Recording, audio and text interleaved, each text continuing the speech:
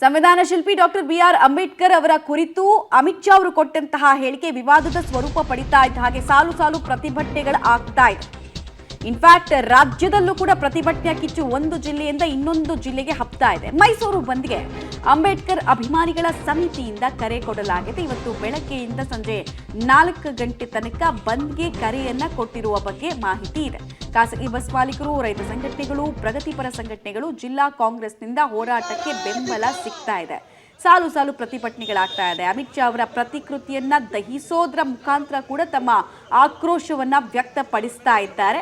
ಇವರೆಲ್ಲರೂ ಕೂಡ ನೋಡಿ, ಅಲ್ಲಿ ಅಮಿತ್ ಶಾ ಅವರ ಪ್ರತಿಕೃತಿಯನ್ನ ಕಾಲಲ್ಲಿ ತುಳಿತಾ ಇದ್ದಾರೆ. ಆ ಮೂಲಕ ತಮ್ಮ ಆಕ್ರೋಶ, ಸಿಟ್ಟನ್ನ ಹೊರ ಹಾಕ್ತಾ ಇದ್ದಾರೆ. ಇತ್ತೀಚೆಗೆ ನಾವು ನೋಡಿದ್ವಿ, ಕಲಬುರಗಿ, ಕೋಲಾರ ಇಲ್ಲೂ ಕೂಡ ಆಗಿತ್ತು. ಇವತ್ತು ಇನ್ಫ್ಯಾಕ್ಟ್ ಮಂಡ್ಯದಲ್ಲೂ ಕೂಡ ಇದೇ ರೀತಿಯಾದಂತಹ ಹೋರಾಟಕ್ಕೆ ಸಾಕ್ಷಿ ಆಗ್ತಾರೆ ಅಂತ ಹೇಳಲಾಗಿತ್ತು. ಈಗ ಮೈಸೂರಿನಲ್ಲೂ ಕೂಡ ಇವತ್ತು ಬೆಳಗ್ಗಿನಿಂದಲೇ ಬಂದ್ಗೆ ಕರೆಯನ್ನ ಕೊಟ್ಟಿದ್ದಾರೆ. ಹಲವು ಸಂಘಟನೆಗಳು ಬೆಂಬಲವನ್ನು ಕೊಟ್ಟಿದೆ, ಕೆಲವು ನೈತಿಕ ಬೆಂಬಲವನ್ನು ಕೊಟ್ಟಿರ್ತವೆ. ಇನ್ನೂ ಕೆಲವು ಸಂಘಟನೆಗಳು ಸ್ಪಾಟ್ಗೆ ಬಂದು ತಮ್ಮ ಪ್ರತಿಭಟನೆಯನ್ನ ತಾವು ಕೂಡ ದಾಖಲಿಸೋದಕ್ಕೆ ಮುಂದಾಗ್ತಾರೆ. ನೋಡೋಣ ಈ ಪ್ರತಿಭಟನೆ ಕಾವು ಇನ್ನು ಯಾವ ಮಟ್ಟಿಗೆ ಹೆಚ್ಚಾಗ್ತಾ ಹೋಗುತ್ತೆ ಮೈಸೂರಿನಲ್ಲಿ ಅಂತ.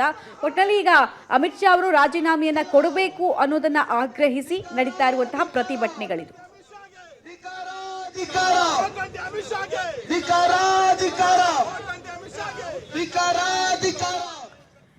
ಡೀಟೇಲ್ಸ್ ಕೊಡ್ತಾರೆ, ನೇರ ಸಂಪರ್ಕದಲ್ಲಿ ಜಾಯಿನ್ ಆಗ್ತಿದ್ದಾರೆ ಕೆಪಿ ನಾಗರಾಜ್. ಒಟ್ಟು ಎಷ್ಟು ಸಂಘಟನೆಗಳು ಬಂದ್ಗೆ ಬೆಂಬಲವನ್ನು ಕೊಟ್ಟಿದೆ, ಎಷ್ಟು ಸಂಘಟನೆಗಳು ನೈತಿಕ ಬೆಂಬಲ ಕೊಟ್ಟಿದೆ, ಬಂದ್ನ ಸ್ವರೂಪ ಯಾವ ರೀತಿ ಇದೆ, ಜನರ ರೆಸ್ಪಾನ್ಸ್ ಹೇಗಿದೆ, ಅಂಗಡಿ ಮುಂಗಟ್ಟುಗಳು ಓಪನ್ ಆಗಿದ್ದಾವ, ಏನ್ ಕತೆ?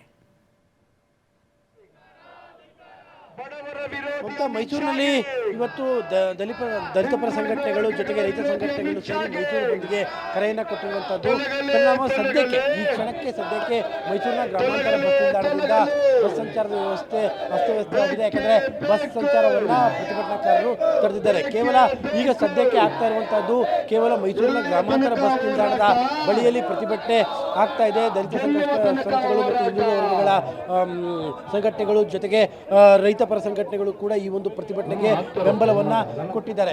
ಜೊತೆಗೆ ಹೋಟೆಲ್ ಮಾಲೀಕರ ಸಂಘದವರು ಕೇವಲ ನೈತಿಕವಾಗಿ ಅಷ್ಟೇ ಈ ಒಂದು ಪ್ರತಿಭಟನೆಗೆ ಬೆಂಬಲವನ್ನ ಕೊಟ್ಟಿದ್ದಾರೆ. ತಾವು ಈಗ ಗಮನಿಸ್ತಾ ಇರುವಂತಹ ದೃಶ್ಯಾವಳಿಗಳು ಇದು ಮೈಸೂರಿನ ಗ್ರಾಮಾಂತರ ಬಸ್ ನಿಲ್ದಾಣದ ಬಳಿಯಲ್ಲಿ ಅಮಿತ್ ಶಾ ಅವರ ಪ್ರತಿಕೃತಿಯನ್ನ ಪ್ರತಿಭಟನಾಕಾರರು ತುಳಿತಾ ಇರುವಂತಹ ದೃಶ್ಯಾವಳಿಗಳನ್ನ ಕೂಡ ತಾವೀಗ ಗಮನಿಸ್ತಾ ಇದ್ದೀರಿ.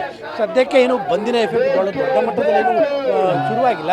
ಯಾಕಂದ್ರೆ ಇನ್ನು ಪ್ರತಿಭಟನೆ ಇನ್ನು ಯಾವುದೇ ರೀತಿಯಾದಂತಹ ಕಾವನ್ನು ಕೂಡ ಪಡೆದುಕೊಂಡಿಲ್ಲ.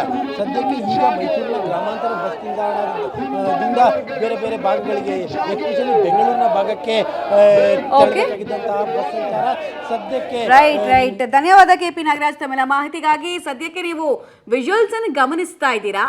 ಒಂದು ಕಡೆ ಮಾತ್ರ, ಈ ರಸ್ತೆಯಲ್ಲಿ ಮಾತ್ರ ಬಂದ್ನ ಎಫೆಕ್ಟ್ ಈಗಾಗಲೇ ಕಾಣಿಸ್ತಾ ಇದೆ. ಉಳಿದಂತೆ ಅಂಗಡಿ ಮುಂಗಟ್ಟುಗಳು ಇನ್ನು ಓಪನ್ ಆಗುತ್ತಾ ಇಲ್ವಾ, ಕಾವು ಹೆಚ್ಚಾಗುತ್ತಾ ಇಲ್ವಾ ಅನ್ನೋದು ನಮಗೆ ಒಂದು 9 ಗಂಟೆ 9:30 ಅಷ್ಟೊತ್ತಿಗೆ ಕ್ಲಿಯರ್ ಪಿಕ್ಚರ್ ಸಿಗ್ತಾ ಹೋಗುತ್ತೆ. ಮತ್ತೊಂದು 12-1 ಗಂಟೆ ಅಷ್ಟೊತ್ತಿಗೆ ಬಂದು ಎಷ್ಟರ ಮಟ್ಟಿಗೆ ಯಶಸ್ವಿ ಆಗಿದೆ ಅನ್ನೋದು ಗೊತ್ತಾಗ್ತಾ ಹೋಗುತ್ತೆ. ಸದ್ಯಕ್ಕಂತೂ ಬೆಳಗ್ಗೆನೆ ದಲಿತ ಸಂಘಟನೆಗಳು ಅಲ್ಲಿ ಪ್ರತಿಭಟನೆ ದಾಖಲಿಸೋದಕ್ಕೆ ರಸ್ತೆಗಿಳಿದಿದೆ. ಇನ್ಫ್ಯಾಕ್ಟ್ ಅಮಿತ್ ಶಾ ಅವರ ಪ್ರತಿಕೃತಿಯನ್ನ ಶವಯಾತ್ರೆ ಮೂಲಕ ತೆಗೆದುಕೊಂಡು ಹೋಗಿ ತಮ್ಮ ಆಕ್ರೋಶವನ್ನು ವ್ಯಕ್ತಪಡಿಸ್ತಾ ಇದ್ದಾರೆ. ಕಾಲಲ್ಲಿ ತುಳಿದು ಆಕ್ರೋಶವನ್ನು ವ್ಯಕ್ತಪಡಿಸ್ತಾ ಇದ್ದಾರೆ.